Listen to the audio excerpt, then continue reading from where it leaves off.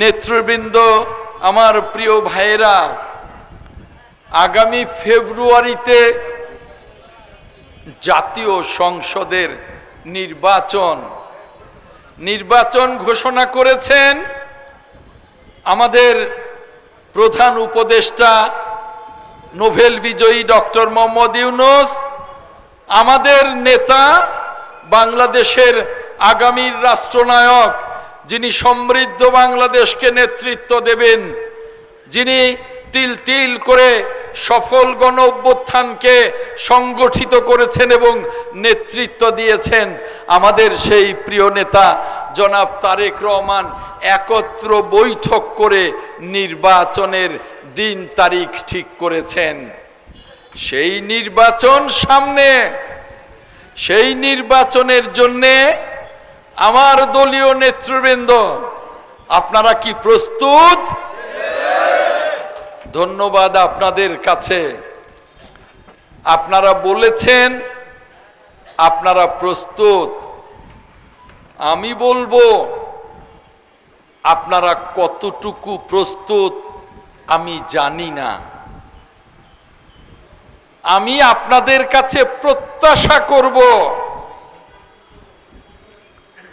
অনেক আগে বলেছি, 5ই আগস্টের পর থেকে বারবার বলেছি,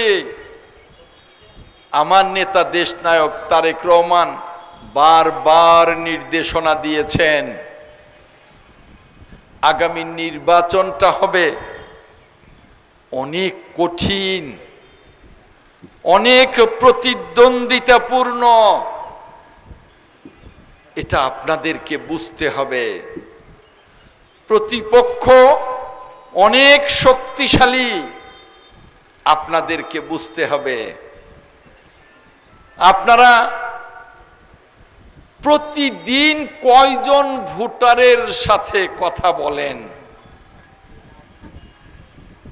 কয়জন মহিলা ভোটারের সাথে কথা বলেন? আমার কাছে কিন্তু এরকম কোনো তথ্য নেই। আমার প্রিয় ভাইয়েরা, আজম ভাই সখীপুরে আসবেন, মিছিল নিয়ে তাকে স্বাগত জানাবো, স্লোগান দেব, আজম ভাইয়ের সামনে একেবারে ঘেমে নিয়ে অস্থির হয়ে যাব, তাতে কিন্তু পাশ হবে না। আর পাশ না হলে সখীপুরের মানুষের যে প্রাণের দাবি, কালো বনের আইন এবং সখীপুরের মানুষের যে অনেক অভাব অনটন, এগুলো কিছুই মেটানো যাবে না। যাবে?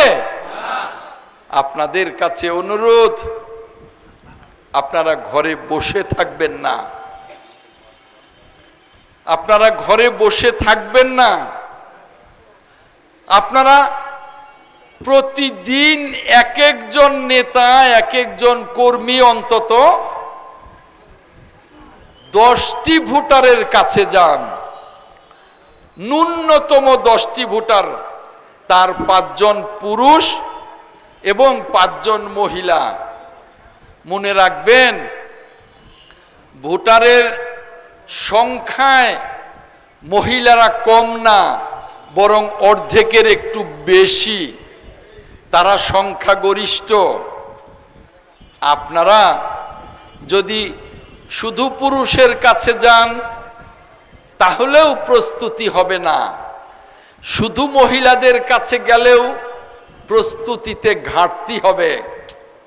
আপনারা প্রতিদিন আজকের রাত থেকে সারা সখীপুরের প্রত্যেকটি ইউনিয়নে, প্রত্যেকটি ওয়ার্ডে, প্রত্যেকটি পাড়ায় অন্তত 10 জন ভোটারের কাছে যান, 5 জন পুরুষ, 5 জন মহিলা। হয়তো বলবেন, এটা গুনে গুনে যাব কিভাবে? আহা, 2টা বাড়িতে গেলেই তো 5 জন পুরুষের লগে দেখা হয়ে যাবে, 5 জন মহিলার লগে দেখা হয়ে যাবে, হবে না? কিন্তু আপনাকে তো যেতে হবে। আপনাকে তো ভোটটা চাইতে হবে। ইতিমধ্যে একটা দল তাদের মহিলাদের নামিয়ে দিয়েছেন এবং তারা নেমে গেছে। তারা বিভিন্ন মসজিদে, তারা বিভিন্ন পাড়ায় বাড়িতে ঢুকে বলছে, আমাদের ভোট দেবেন, আপনাদের ভেস্তের টিকিট নিয়ে এসেছি। নাউজুবিল্লাহ মিন জালেক। তারা এই ধরনের পাপাচারে লিপ্ত হয়ে গেছে ভোটের জন্যে। আরে বেহেশতের টিকিট তো দিতে পারে একমাত্র আল্লাহ রাব্বুল আলামিন, নাকি? এছাড়া কেউ পারে না। যে কথা বলবে সে পাপ কাজ করবে। আমাদের নবী হযরত মুহাম্মদ সাল্লাল্লাহু আলাইহি ওয়াসাল্লাম, যাকে রাব্বুল আলামিন বিশ্ব ব্রহ্মাণ্ড সৃষ্টির আগে, সকলের আগে যাকে সৃষ্টি করেছেন, অবশ্যই নবী হিসাবে সকলের পরে পাঠিয়েছেন। সেই প্রিয় নবীর শাফায়াত ছাড়া একটি মুসলমান বেহেশতে যাবেন না। তিনিও কিন্তু বেহেশতের টিকিট দিতে পারেন না। তিনি আল্লাহ রাব্বুল আলামিনের কাছে শাফায়াত করতে পারেন, রাব্বুল আলামিন আমার এই উম্মতকে আপনি সুপারিশ করছি বেহেশতের জন্য, সুপারিশ করতে পারেন, শাফায়াত করতে পারেন, তাই না? সেখানে তারা ভোটের জন্য পাপাচারে লিপ্ত, যে বেহেশতের টিকিট নিয়ে আসছি আমরা। আর তাতে করে সাধারণ মানুষ বিভ্রান্ত হতে পারে, সাধারণ মানুষ ভুল বুঝতে পারে। অতএব সাধারণ মানুষকে সচেতন করবার দায়িত্ব কিন্তু আপনাদের।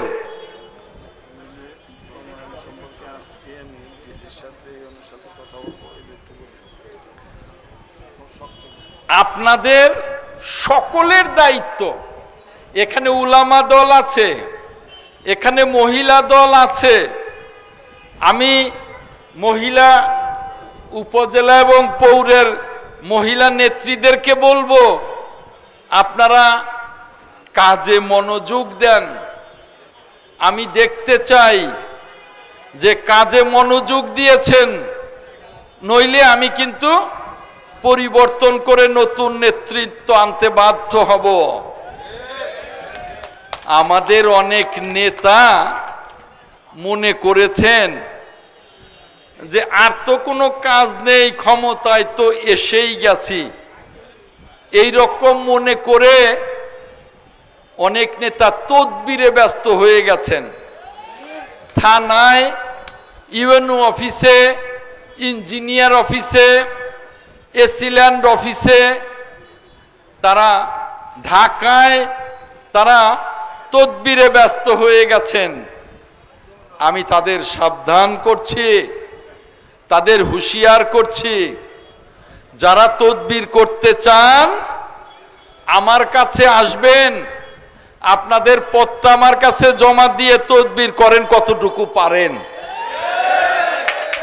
পদে থেকে আগামী নির্বাচন পর্যন্ত একটি নেতা, কোথায় তাহলে উপায় কি, একটি নেতা তদবিরে যেতে পারবেন না, কোথাও না। আমি যেন না শুনি